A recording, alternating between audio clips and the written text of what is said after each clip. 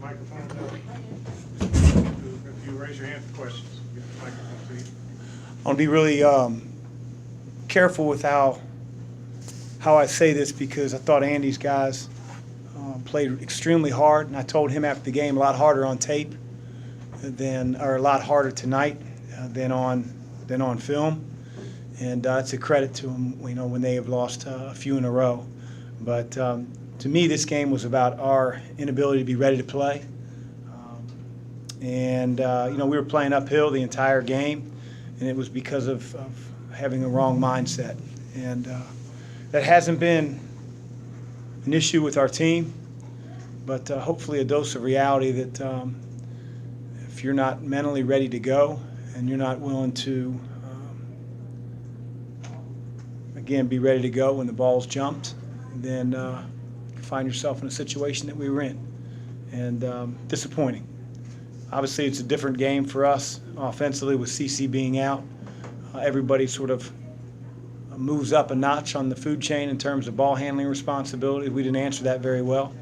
And, yeah, so not the merriest lead into Christmas, but it is what it is.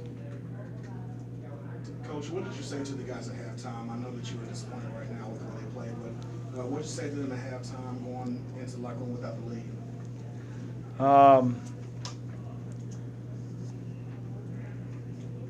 I said, I'm not going to tell you I told you so, but I told you so, because our coaching staff sensed that it was a little too loose, and we tried to address it, but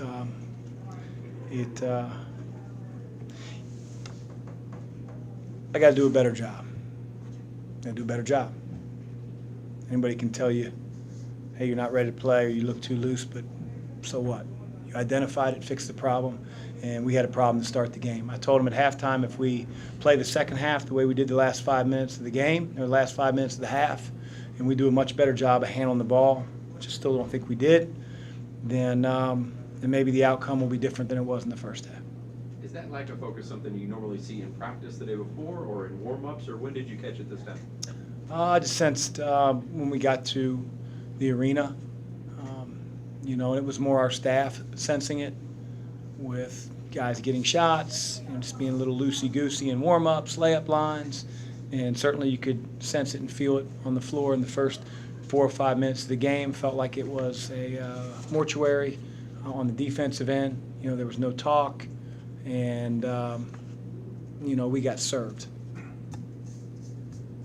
Chris, what happened with Kristen, and what is his timetable? He missed a little layup in traffic yesterday in practice, and it was a little bunny, and so he quickly second jumped and tried to tip it at the same time. A guy was sort of blocking him out / undercutting him, and so he landed on his back / butt, and his sort of head hit the ground, and pretty nasty. And he got up, so he's fine. And fortunately Fred held him out. He didn't feel as well the next day, and so we made the smart decision to sit him out with the symptoms, and we're very hopeful that the break for all of our players, but obviously Kristen, will serve him well, and that he can come back and be ready to go in the next game. There's 8-9 days in between when he did it and when we play. Teams get down early. The natural tendency is to think we got to score, but so how often does it actually start on defense, that kind of return? Well, with the way Robert Morris was defending us and us turning the ball over, it needed to start on the defensive end. We had to have an answer for how fast they were running their offense, how quick they were slipping their big to the rim. We did a poor job on a few pick and roll coverages that led to layups or fouls, and so or downhill drives. But for us, I'd like to think that it always starts on the defensive end, because your shooting's going to come and go.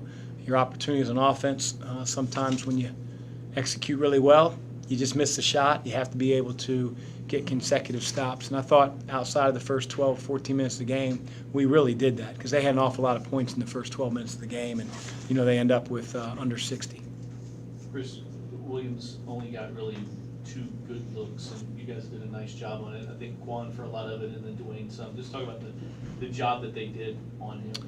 Yeah, it was tough, and it was a lot of different guys. But you know, Quan's been an excellent defender all year, and he's a guy that we trust to take a player, you know, like Josh Williams, and chase him all over the floor and defend him without fouling. But you know, some of their other guys stepped up, you know, hit some shots that, you know, quite honestly we hadn't seen. But I thought the difference with Robert Morris tonight was they played a lot harder, especially offensively, and we were just a tick slow.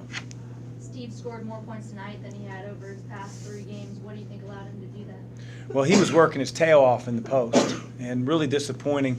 And, you know, he may have set his teammates up, you know, guys getting habits that, bless you, guys getting habits that they can't really find Steve because he's invisible.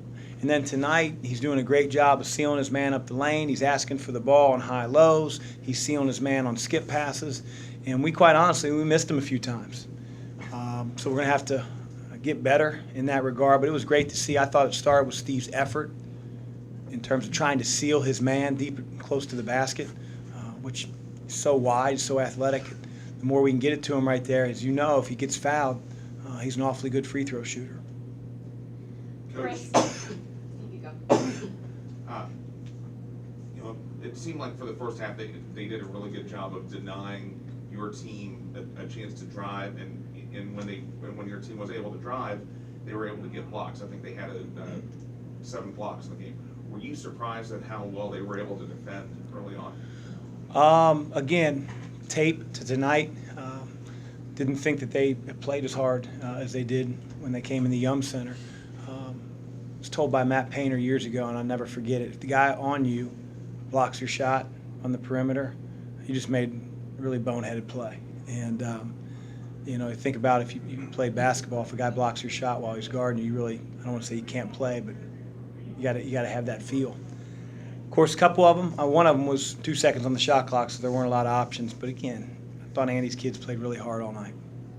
Chris, Ryan has really been doing a lot more than shooting threes. When Darius went out, he made some great passes early on, now driving to the hoop. What are you seeing from him as he's trying to expand his game?